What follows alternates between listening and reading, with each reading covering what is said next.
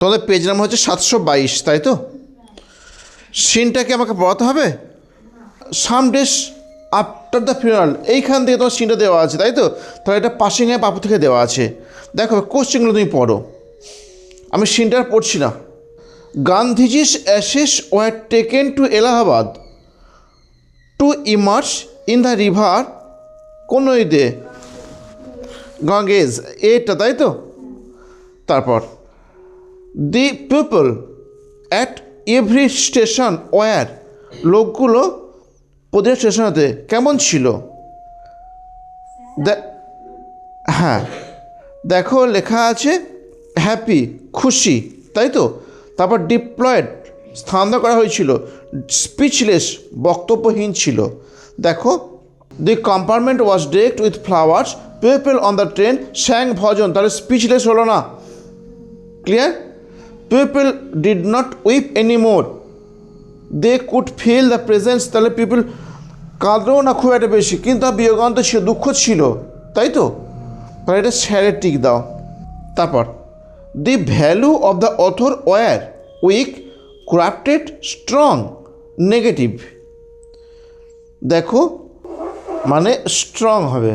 দেখো একটা লাইন দেওয়া আছে, তুমি 3 নম্বর প্যারাগ্রাফ পড়ো। দেখো my value were not so weak, আমার মূল্য ছিল না খুব একটা বেশি দুর্বল, তো এটা স্ট্রং হবে। উত্তর দাও strong, 3 number. Gandhiji brought millions of people, Gandhiji বার করে নিয়েছিলেন হাজার হাজার লোককে আউট অফ কোন প্রভার্টি, লিটারেসি, ইনডিফারেন্স, ইনডিফারেন্স উত্তরটাই হবে সাফারিং। তুমি দেখো এই দেখো একদম শেষে আছে হি ব্রট দেম আউট, দেখো একদম শেষে দেখো he brought them out of indifference, তাহলে এই ইনডিফারেন্সটা অ্যান্সার হবে। কেমন? তারপর although Babu had passed, although যদিও বাবু হ্যাড পাস্ট, উপাধি নিশ্চয়ই অ্যাওয়ে আছে। দেখো দেখো পাস্ট অ্যাওয়ে দ্য পিপল, লোকগুলো ওয়ার স্টিল, এখনও পর্যন্ত dash to bear his banner, proud, গর্বিত, প্রাউড ডিয়েটটা, তাই তো? Complete the following sentence. The people felt the presence of Gandhiji amid flowers and song, so, তাই তারা কী করলো না, তোমার লিখতে হবে so they did not weep anymore, তাই তো? So they did not weep anymore, এইটুকু লিখবে। They did not weep anymore, clear? এই অ্যান্সারটা লিখবে। কেমন? তারপর after the immersion of Gandhi's ashes, গান্ধীর অ্যাসেসটা ভাসিয়ে দেওয়ার পরে দি ন্যারেটর কী করেছে? দেখো দেখো উপরে উঠে দেখো ন্যারেটর কোথায় ভাসিয়ে দিয়েছে, তারপর ফিরে এসেছে আমার দিল্লিতে। দেখো এই দেখো আফটার পরবর্তীকালে উই অল আমরা সকলে ওয়েন্ট ব্যাক টু দিল্লি, আর ফিরে এলাম দিল্লিতে। কেমন? তুমি এই লাইনটা লিখবে, ওয়েন্ট ব্যাক টু দিল্লি। তুমি কোশ্চেন আগে পড়ে নাও। আফটার দ্য ইমার্শন, ভাসানোর পরে, অফ গান্ধীজ অ্যাসেস, গান্ধীজির শবদেহটা মানে ছাই ভস্যটা, আফটার দ্য ইমার্শন অফ গান্ধীজির অ্যাসেস, গান্ধীর ছাই ভস্যটা ভাসিয়ে দেওয়ার পরে দি ন্যারেটর কী করলেন? হ্যাঁ ওয়েন্ট ব্যাক টু দিল্লি হয়ে গেল, ওয়েন্ট ব্যাক টু দিল্লি। তুমি এটা লিখবে। কেমন? Went back to Delhi. Next 3 নম্বর কী আছে দেখো, Gandhiji made the people aware, Gandhiji সজাগ করেছিলেন লোকগুলোকে কী সম্পর্কে? দেখো ওই যে একটু আগে তুমি পড়লেন ইনডিফারেন্স, ওইখানে নিচেই দেখো দেওয়া আছে। দেখো এই দেখো ইনডিফারেন্স, এই যে indifference awaken them to one another suffering, একে অপরের কষ্টতে সজাগ হতে বলেছিলেন, তাই? তাহলে তুমি ওটাই লিখবে। আর এবার বাক্যটা পড়ে নাও কী আছে দেখো। তাহলে Gandhiji made the people aware, Gandhi করেছিলেন সজাগ করেছিলেন লোকগুলো কী সম্পর্কে? অফ ওয়ান অ্যানাদার সাফারিং লিখবে। অ্যাওয়ার প্রিপারেশন অফ বসে, বুঝলে? তাহলে তুমি কী লিখছো? Of one another suffering. দেখো তাহলে তুমি কী লিখেছ? অ্যাওয়ার অফ আদার্স সাফারিং, তাই তো? নেক্সট দেখো এবার টিএফ দেওয়া আছে। টিএফ কী দিয়েছে পড়ো। দি ন্যারেটর ওয়াক, ন্যারেটর হেঁটে গিয়েছিলেন উইথ গান্ধীজির সাথে এভরি স্টেপ অফ লাইফ, জীবনের প্রতিটা পদক্ষেপ। তাই কি? তুমি একটা লাইন পড়ো, এই দেখো দ্বিতীয় প্যারাগ্রাফ, দেখো দ্বিতীয় প্যারাগ্রাফ, ব্যাক ইন দিল্লি ফিরে এসে I felt at sea I did not directly walk with Gandhiji gone to prison. দেখতে পেয়েছো? তাহলে এটা এফ হয়ে গেল। আর ওখানে তো বলেছে সরাসরি হেঁটেছিলেন, এই যে বলেছে না, বলছে I walked with Gandhiji at every step of life, জীবনের প্রতিটা পদক্ষেপে। হাঁটেননি তো, তাই এটা এফ হয়ে গেল। কেমন? আর ওই যে বাক্যটা তুমি লিখে দেবে আই ডিড নট, এই বাক্যটা লিখবে, এই বাক্যটা আই ডিড নট ওয়াকড, এই বাক্যটা লিখবে এবং কোটেশন দেবে, অবশ্যই কোট দেবে। কেমন? অবশ্যই কোট দেবে, কোট না দিলে কিন্তু হবে না। হোয়েন গান্ধীজি পাস্ট অ্যাওয়ে, যখন গান্ধীজি মারা গিয়েছিলেন, the narrator felt herself, narrator অনুভব করেছে নিজেকে আনপ্রোটেক্টেড, অসংরক্ষিত।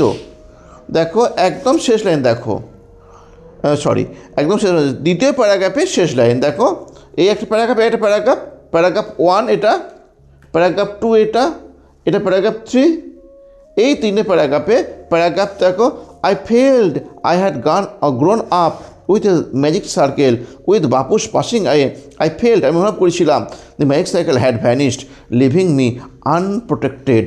খুঁজে পেয়েছি লাইনটা? তাহলে তোমার এটা হয়ে গেল কি? টি হয়ে গেল। এবং সাপোজ তুমি কোনটা লিখবে?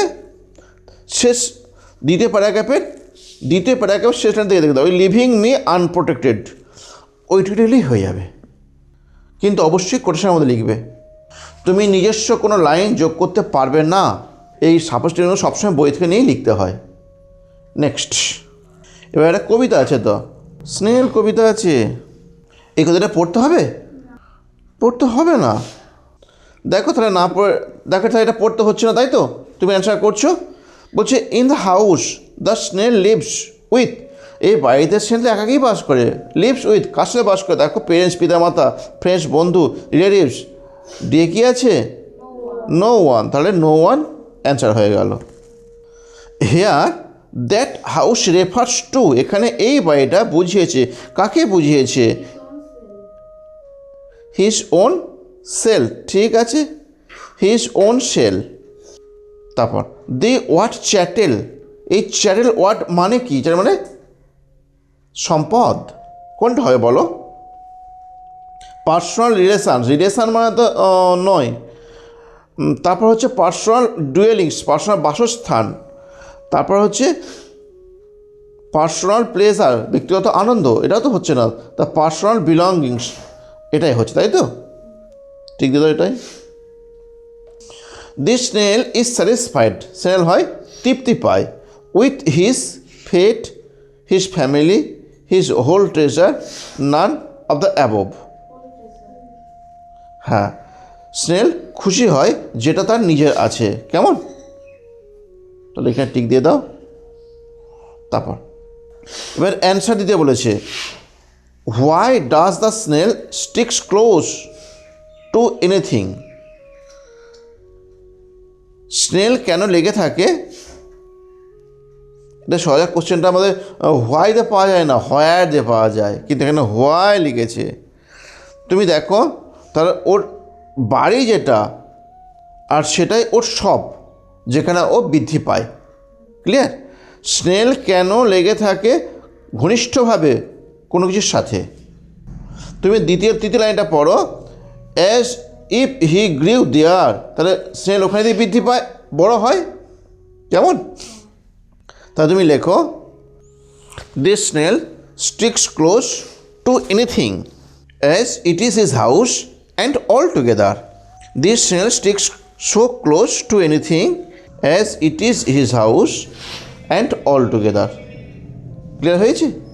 পরেরটা দেখো কি বলছে, হোয়াট কাইন্ড অফ, কোন ধরনের, ডেঞ্জার, বিপদ, মে দ্য স্নেল ফেস, স্নেল কোন ধরনের বিপদ মুখোমুখি হতে পারে। আচ্ছা, স্নেলের বিপদ আসতে পারে কী থেকে আসতে পারে? স্ট্রম থেকে আসতে পারে। আর কী থেকে আসতে পারে? হার্ম বিসাইডস, তাই তো? এই দেখো লেখা আছে, তাহলে স্ট্রম আর অর আদার। কেমন? তা তুমি এটাই লিখবে, this snail may face danger, may face danger from storm or other, নাকি অর আদার লিখে আর কিছু লাগবে না, কেমন? This snail may face danger from storm or other, আর কিচ্ছু লাগলো না, এদের ক্লিয়ার। তো জোরে একবার অ্যান্সার দেবে। সিনটা ক্লিয়ার হয়েছে না হয় না, আগে বলো। ঠিক আছে, এবার আনসিনে চলো। আচ্ছা, আনসিন পড়ার আগে তুমি কি করবে, একবার গ্রামার থেকে যে মানেগুলো খুঁজতে হয় না, সে মানেগুলো একটু পড়ে নাও। গ্রামার থেকে যে মানেগুলো খুঁজতে হয়, প্রথমে দিয়েছে কনসিস্ট অফ মানে নিয়ে গঠিত হওয়া, তারপর দিয়েছে ফ্যাটাল মানে ভয়ানক বিপজ্জনক কিছু, ফ্যাটাল। তারপর ডেলিগেট প্রতিনিধিত্ব করা, কেমন? প্রতিনিধি, রিপ্রেজেন্টেটিভ, এরকম কিছু থাকবে একটা। ভেরি টল বিল্ডিং খুব লম্বা বাড়ি, ভেরি টল বিল্ডিং খুব লম্বা বাড়ি। Kolkata is of recent origin, Kolkata হচ্ছে সম্প্রতি উৎপত্তি হওয়া। ইন 1655 1655 সালে Job Charnock first visited Sutanuti a small village, Sutanuti কী জিনিস? একটা ছোট্ট গ্রাম ছিল। That along with Gobindapur and Kalikata comprise রচনা করেছিলেন, ওই দেখো নিয়ে গঠিত হওয়া, কম্প্রিজ রচনা করেছিলেন কাকে? হোয়াট কলকাতা ইজ টুডে, আজকে যে কলকাতা যেটা। On 14th August 1690 he finally visited, তিনি চূড়ান্তভাবে ভ্রমণ করেছিলেন Sutanuti. And the date is officially recognised, সেই দিনটাই আনুষ্ঠানিকভাবে চিহ্নিত করা হয় অ্যাজ দ্য ফাউন্ডেশন, প্রতিষ্ঠাতা রূপে অফ প্রতিষ্ঠাতা দিন রূপে অফ ক্যালকাটার। ক্লিয়ার হয়ে যায় এইটুকু? এইটুকুতে আমার তিনখানা গ্রাম মিলে তিনখানা জায়গা মিলে সৃষ্টি হয়েছে কি? কলকাতা। কলকাতায় কে প্রথম কবে ভ্রমণ করেছিল? জব চার্নক 1655 সালে, ঠিক বলেছি আমি? তারপর কলকাতার আনুষ্ঠানিক ঘোষণা ডেট কবে হয়েছিল? 24শে আগস্ট 1690 সালে। ক্লিয়ার হয়ে গেছে তো? নেক্সট ফার্স্ট প্যারা ক্লিয়ার হয়ে গেল, তাহলে এটা ফার্স্ট প্যারার নাম দিয়ে দাও। এবার সেকেন্ড প্যারা পড়ে দেখি কী পাই। সেকেন্ড প্যারা অনেকটা বড়, তাই তো? Kolkata was the capital of India, দেখো কলকাতা ছিল রাজধানী ভারতবর্ষে, কিন্তু এখন আর নেই। বাট কিন্তু ইন দ্য ইয়ার 1912 সালে দি capital of India was shifted to Delhi, capital of India shifted বা স্থানান্তর করা হয়েছিল দিল্লিতে। ফর অ্যাডমিনিস্ট্রেশন, প্রশাসনিক ক্রিয়াকলাপের জন্য, অ্যান্ড আদার রিজন এবং অন্যান্য কারণগুলোর জন্য। ক্লিয়ার হয়েছে না হয়নি? হ্যাঁ। The well known landmark of Kolkata, well known landmark মানে বিল্ডিং, বড় বিল্ডিংগুলো, বড় বালিগুলো, ল্যান্ডমার্ক অফ কলকাতার স্টার্টেড শুরু হয়েছিল ক্রুপিং আপ মানে এস্টাবলিশড, বিল্ড আপ নির্মিত হতে কবে? From the beginning of the 19th century, from the beginning শুরু থেকে অফ দ্য 19th century 19 শতক থেকে, মানে 19 শতক মানে ওই 1800 সালের গোড়া থেকে, কেমন? 1805 1806 ওইখান থেকে হয়ে যাবে 19 শতক। দেখো the governor house of Kolkata, কলকাতায় যে গভর্নর হাউস আছে সেইটা was inaugurated means established in 1803। The high court, the general post office, the Indian museum, Saint Paul's cathedral were coming up one after another, এইগুলো স্থাপিত হলো একের পর এক। তারপর যদিও some governor attempt in improvement, যদিও কিছু গভর্নর, সব গভর্নর নয়, কিছু গভর্নর চেষ্টা করেছিলেন এটার উন্নতির জন্য। The practical work to improve the city was done, the practical মূলগত কাজটা টু ইমপ্রুভ উন্নতি করতে দি সিটি শহরটার ওয়াজ ডান করা হয়েছিল only by a lottery committee, একটা লটারি কমিটির দ্বারা। তারপর দেখেছো দি, ভালো করে দেখো, the practical work to improve মূল মানে হাতে কলমে, খাতায় কলমে বাস্তবিক ক্ষেত্রে উন্নতির কাজটা দ্য সিটি শহরটার ওয়াজ ডান করা হয়েছিল বাই এ কে? লটারি কমিটি দ্বারা। এই ডিয়ার লটারি এসব নয়, ডিয়ার লটারি তো প্রতিদিন সবাইকে 1 কোটি টাকা করে দিচ্ছে, তার উন্নতি কেন হচ্ছে না? উন্নতি তো অবশ্যই হচ্ছে সবারই, ডিউরিং দ্য পিরিয়ড, সেই পিরিয়ড সময় চলাকালীন, ফ্রম এই সাল থেকে এত সাল পর্যন্ত, মানে 1805 থেকে 1836 পর্যন্ত, দে ওপেন্ড আপ নিউ রোড, তারা করেছিলেন নতুন নতুন রাস্তা করেছিলেন। তারপর রিনোভেটেড, নবীনীকরণ করার, রিনোভেটেড ওল্ড ওয়ান্স, পুরনোগুলোকে, অ্যান্ড ফাউন্ডেড এবং স্থাপন করেছিলেন এ টাউন হলটা। তারপর 1912, দেখো 1912 সালে 1912 ক্যান বি সেড, বলা যেতে পারে, to be the most disastrous year for Kolkata. তা 1912 ক্যান বি সেড, 1912কে বলা যেতে পারে to be the most disaster, সবথেকে বেশি ভয়ানক, দ্যাট ইজ ফ্যাটাল, ভয়ানক। তোমার তার মানে খোঁজা আছে, ফ্যাটাল, ভয়ানক, ইয়ার বছর, ফর কলকাতা, কলকাতার জন্য। As the capital was shifted to Delhi, as the capital, রাজধানীটা ওয়াজ শিফটেড, স্থানান্তর করা হয়েছে তো দিল্লিতে। The British government naturally lost interest in Kolkata, the British government lost interest, হারিয়েছেন আগ্রহ, কোথায়? কলকাতার প্রতি। তারপর এস এ প্লেটিভ প্রতিনিধি রূপে, প্লেটিভ প্রতিনিধি, as a palliative they gave an improvement trust, এটা একটা দেখো, যেহেতু আমাদের আইটা ক্যাপিটাল আছে, ইমপ্রুভমেন্ট ট্রাস্ট একটা প্রতিষ্ঠানের নাম, প্রতিনিধি, তা মানে আমাদের ইস্ট ইন্ডিয়া কোম্পানি চলে গেল কোথায়? দিল্লিতে, কিন্তু এইখানে কারা থাকবে? তার বিকল্প রূপে, তার প্রতিনিধি রূপে একটা জিনিসকে দিয়ে গিয়েছিল, সেটাকে ইমপ্রুভমেন্ট ট্রাস্ট, এরা এবার কলকাতা দেখাশোনা করেছিল। For the city which entrusted, যারা বিশ্বাস জগিয়েছিল, উইথ দ্য জব, কাজ দিয়ে, of job providing, improved job providing, যারা কাজ দিয়ে আমাদের উন্নতি সুবিধা করেছিল। তারপর দি কলকাতা কর্পোরেশন, কলকাতা পৌরসভা is the authority which runs the city administrator, Kolkata পৌরসভা চালাতেন, ওরা ছিল কর্তৃপক্ষ, হুইচ রানস, যা চালাতো, দ্য সিটি, শহরটার অ্যাডমিনিস্ট্রেশন, প্রশাসনিক কাজকর্মগুলো, পার্টিকুলারলি, বিশেষত ইটস সিভিল ফেসিলিটিস, আইন কানুনগুলো। তারপর এবার 3 নম্বর প্যারাগ্রাফ নাম দিয়ে দাও, অ্যান্সার খোঁজার সময় তাদের সুবিধা হবে। দেখো, there is not a single picture which can depict or describe the city, there is, সেটাই নেই, একটা ছবিও নেই যেটা পারে অঙ্কন করতে, বিভিন্ন অঙ্কন করতে, অর ডেসক্রাইব, বর্ণনা করতে, দ্য সিটি, শহরটাকে। ফর ওয়ান থিং, একটা জিনিস, Kolkata has a city core, Kolkata ছিল একটা শহরের কেন্দ্রবিন্দু, কেন্দ্রবিন্দু, অ্যান্ড মেট্রোপলিস, মহানগর, করেছে একটা মহানগর। There is a Kolkata of palaces, skyscrapers and big buildings. দেখো বলছি, there is a Kolkata palaces, সেখানে অনেক কলকাতা রাজপ্রাসাদ বাড়িগুলো আছে, skyscrapers, big buildings, there is a city which has advantages and disadvantage, there is a city, Kolkata একটা শহর যার আছে অনেক অ্যাডভান্টেজেস, মানে সুবিধা আছে, অ্যান্ড ডিসঅ্যাডভান্টেজের, মানে অসুবিধাও আছে, বাট ইট নেভার লাইভলেস, এটা কখনো হয়নি গো আগ্রহহীন, লাইভলেস, নিস্তেজ হয়ে যায়নি, অ্যান্ড আনইন্টারেস্টেড, দিস ডাল, কেমন? লাইভলেস আর আনইন্টারেস্টেড একই, দুটো মানে একই। এবার দেখো, জব চালানো ফার্স্ট ভিজিটেড, কোন জায়গাটা গো?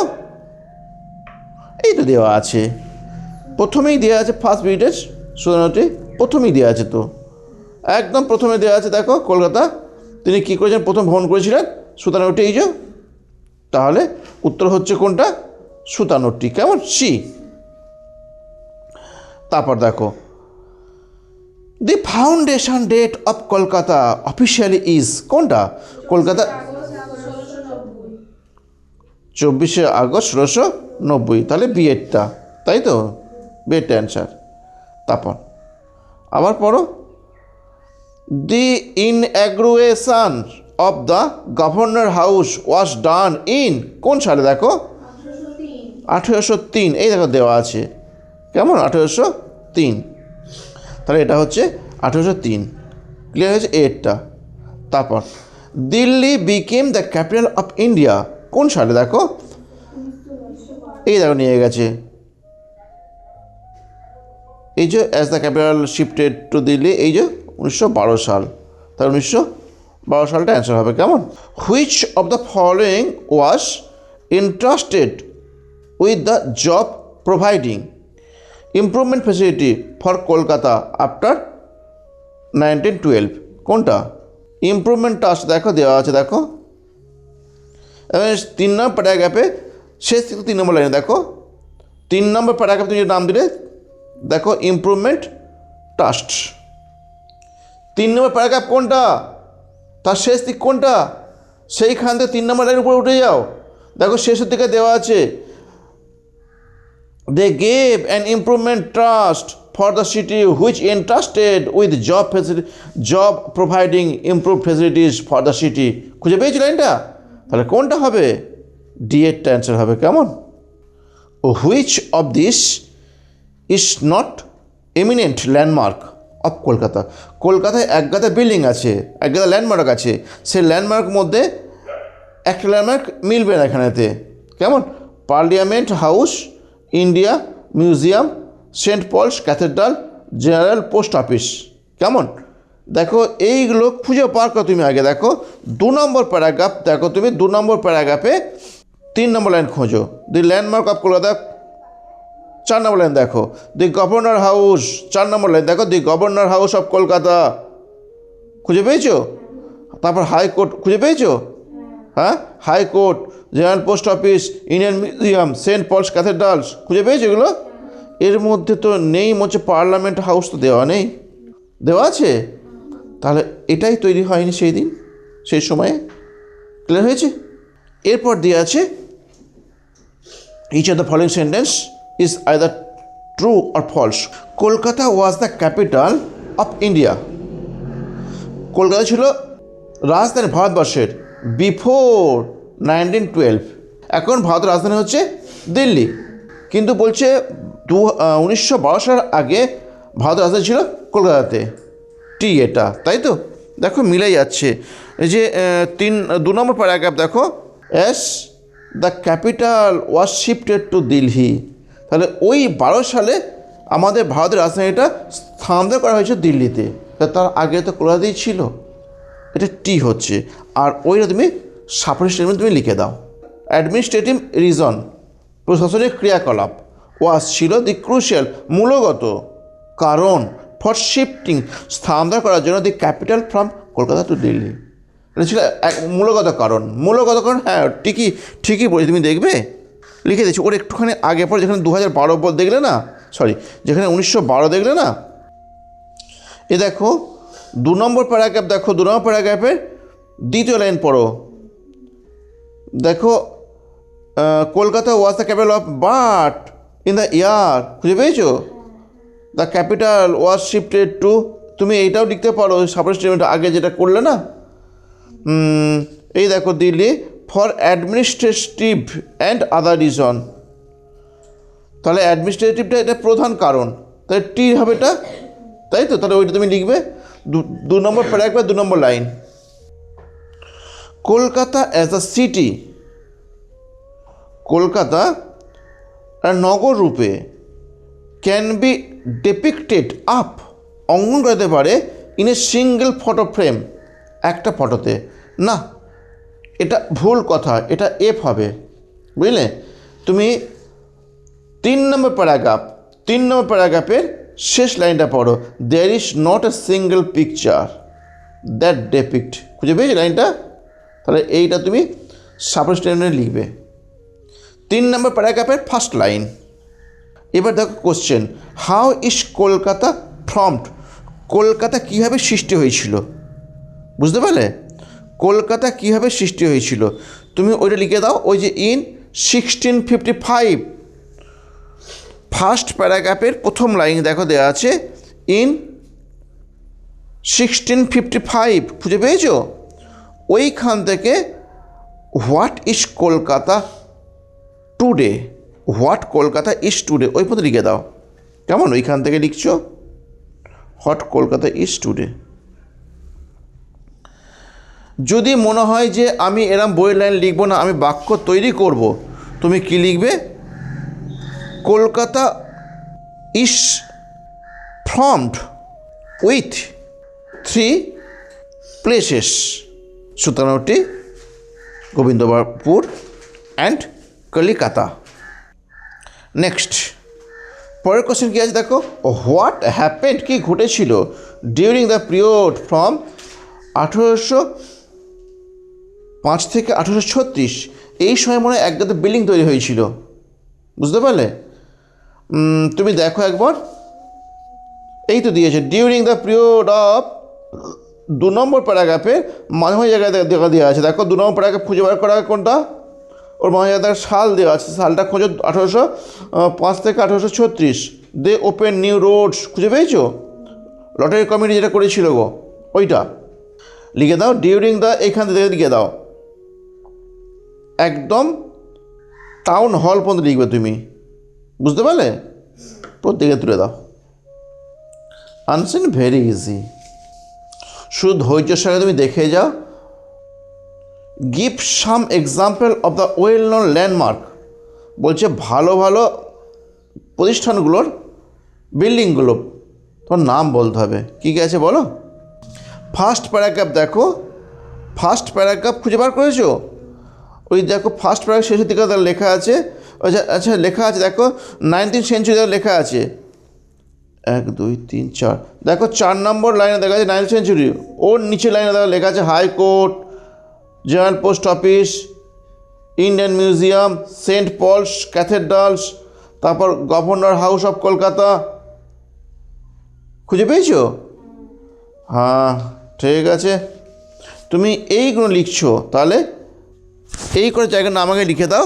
দি গভর্নর হাউস অফ কলকাতা, দেখো 2 নম্বর প্যারাগ্রাফে 4 নম্বর লাইনে দেখা লেখা আছে the governor house of Kolkata, the house, the high court দেখা লেখা আছে, এই যে the high court, the general post office, Indian museum, Saint Paul's cathedrals, এগুলো লিখছো। দিয়ে লিখবে আর the well known landmark of Kolkata, এই নামগুলো লিখছো, দিয়ে নামের পর লেখো আর the well known landmark of Kolkata. Clear হয়েছে? এবার দেখো তোমার গ্রামার আছে, গ্রামারে তুমি সবার আগে আনসেন থেকে মানেগুলো করে দাও। সব কটা করা হয়ে গেছে, বাহ গুড গার্লস। বড়দের কী লিখেছো? কনসিস্টেন্ট অফ, কী লিখেছো? কম্প্রিসেস, কম্প্রিসেস তো লিখতে হবে না, কম্প্রিসড করতে হবে, তাই তো? 1 নম্বর প্যারাগ্রাফে 2য় লাইন, ভুল হয়ে গেছে আমার, 1 নম্বর প্যারাগ্রাফে 2য় লাইন। ক্লিয়ার হয়েছে? নেক্সট ফ্যাটাল, ভয়ানক, ডেঞ্জারাস। দেখো এই যে 1912 লেখা আছে না, 1912 এই দেখো এইখানটা আছে ডাইজাস্টাস দেওয়া আছে, তাই তো? তুমি ডাইজাস্টাই লিখে দেবে। ও লিখে দিয়েছো, গুড। তারপর আবার দেখো দেওয়া আছে ডেলিগেটেড, প্রতিনিধি। তুমি দেখো এই যে হ্যাঁ বলো, প্যালিয়েটিভ, তাই তো? এটা তোমার দেওয়া আছে, এই দেখো প্যালিয়েটিভ, যেমন 2 নম্বর প্যারাগ্রাফের মাঝে জায়গায় দেওয়া আছে, মানে নিচের দিক থেকে 4 নম্বর লাইনে। তারপর ভেরি টল বিল্ডিং, ল্যান্ডমার্ক লিখেছে, দুটোই মধ্যে যেখানে একটা লেখো, ল্যান্ডমার্ক লিখো না, বিগ বিল্ডিংস লেখো। দেখো নিচে দেখো দেওয়া আছে বিগ বিল্ডিংস, এই যে লেখা আছে বিগ বিল্ডিংস, একদম শেষ প্যারাগ্রাফে শেষ লাইনের আগের লাইন, বিগ বিল্ডিংস, এটা লিখে দাও। এইবার তুমি যাও গ্রামার করতে। প্রথমে যে প্রপার ভার্ব ফর্ম, তুমি এই প্রপার ভার্ব ফর্ম করতে গিয়ে তুমি কী করবে? সবার আগে পড়বে, পুরো প্যাসেজটা পড়ে নাও, দেখা কোনো টাইম খুঁজে পাও কি, কোনো ভার্ব খুঁজে পাও কি, কোনো টাইম কি কোনো ভার্ব খুঁজে পেলে তুমি কোন টেন্স লিখেছে এই প্যারাগ্রাফটা, এই প্যারাটা তুমি বুঝতে পারো, এই প্যাসেজ তুমি কোন টেন্স লিখে তুমি বুঝতে পারবে। সেই প্যাসেজটা টেন্স তোমাকে বুঝতে গেলে তোমাকে পড়তে হবে। দেখো অ্যান অ্যাক্সিডেন্ট, দেখো occurred, was occurred, had occurred, yesterday তো পেয়ে গেছি, ইয়েস্টারডে মানে পাস্ট টেন্স, তাহলে হ্যাড তাহলে শুধু অকার্ড লেখো, অকার্ড, কেমন? অন যশোর রোড নিয়ার মধ্যম গ্রাম চৌমাথা, এই লরি, একটা লরি দেখো ওয়াজ রানিং, হ্যাড রান, হ্যাঁ বলছি ওয়াজ রানিং, এটা হবে দেখো হ্যাড রান মানে ছুটে এলো, রানিং তো হচ্ছেই না, টেন্সের ভুল। একটা হাই স্পিড ফ্রম বারাসাত, বাক্যটা ভুল হচ্ছে তো, বাক্যটা সেন্টেন্সটার ফাংশনটা ভুল হচ্ছে, কমা দিয়ে লেখো হিট, ধাক্কা মারলো, হিট ধাক্কা মারলো, এ রিস্কো, fill in the blanks with appropriate article or preposition. দেখো মোস্ট পিপল আর ফন্টের প্রিপোজিশন অফ বসে, হ্যাঁ এটা খুব ভাইটাল। মিস্ট্রি স্টোরিজ, রহস্যময় গল্পের, দে ফাইন্ড, তারা খুঁজে পায়, অ্যান এক্সট্রা প্লেজার, আর অতিরিক্ত আনন্দ। For trying, pleasure for, pleasure সলজার প্লিজড অ্যাট হয়, কেমন? Trying to solve, pleased at trying to solve the mystery along with the investigator. এরপর কে দেখো, অসীম জানতো দি সলিউশন, সমাধানের উপায়টা, টু দ্য সমাধানটা, টু দ্য প্রবলেম। অসীম জানতো সমাধানটা, এটা কী করতে ভয়েস চেঞ্জ কীভাবে করো তুমি, the solution to the problem was known to Asim, কেমন? এ দেখো কিলাম দেখেন একটুখানি, Asim knew the solution to the problem. তাহলে এই যে the solution to the problem, এই একটা অবজেক্ট, এইটা আসবে আগে, এটা সাবজেক্ট হয়ে যাবে। তাহলে দি solution to the problem was known, এবার নোয়ের প্রিপোজিশন বাই বসে না, টু বসে, টু অসীম, হয়ে গেল, ক্লিয়ার? নেক্সট দেখো, হেনা সেড, হেনা বলল honesty is the best policy, honesty is the best policy, Hena বললো অনেস্টি হয় সব থেকে ভালো পদ্ধতি। তাহলে লিখে ফেলো, Hena said that honesty is the best policy. The lady is too fat to do exercise, মহিলাটা হয় এত বেশি মোটা যে তিনি ব্যায়াম করতে পারেন না। অমিট টু, অমিট তুলে ফেলো, অমিট মানে তুলে ফেলো। তাহলে the lady is so fat that she can not do exercise. তারপর the chief guest arrived exactly at 11 AM, there was none to nurse him save something, তাই তো? দেখো ফেজার অফ করতে হবে অ্যারাইভডের, তারপর নার্সের, তারপর শেফের। এবার লিস্ট দেখে নাও, এই লিস্ট থেকে নিয়ে তোমায় লিখতে হবে। গিভ ইন মানে বসো শেয়ার করা, এটাই হলো না কো, এখানে তো নেই। দেখো তারপর হচ্ছে লে বাই মানে জমানো, তাহলে লে বাই জমানো লিখে ফেলো, শেপ, তাই তো? এটার পাশে তুমি এই ছকে লিখবে লে বাই। তারপর দেখো টার্ন আপ মানে হাজির হওয়া, দেখো চিফ গেস্ট অ্যারাইভ দেওয়া আছে পাস্ট ফর্ম, তাহলে turned up, TURNED, turned up হবে, কেমন? Turned up. তারপর লুক আফটার মানে দেখাশোনা করা, কিন্তু এখানে নার্স দেওয়া আছে, এটাই হবে। তাহলে there was none to look after, look after nurse হয়ে গেল, ক্লিয়ার? তাহলে আনসিনও ক্লিয়ার হয়ে গেল, শব্দ হয়ে গেল। এবার রাইটিং পোর্শন, তাই তো? ও বেনিফিট অফ নিউজ পেপার লেখা আছে, তাহলে তোমার চিঠিতে আছে একটা বন্ধুকে চিঠি লেখা আছে, তাই তো? সেটা কী করতে হবে, benefit of reading news paper, খবর কাগজ পড়ার উপকারিতা কী কী। দেখো ভালো করে পয়েন্টসগুলো পড়ো। A regular source of information, খুঁজে পেয়েছো?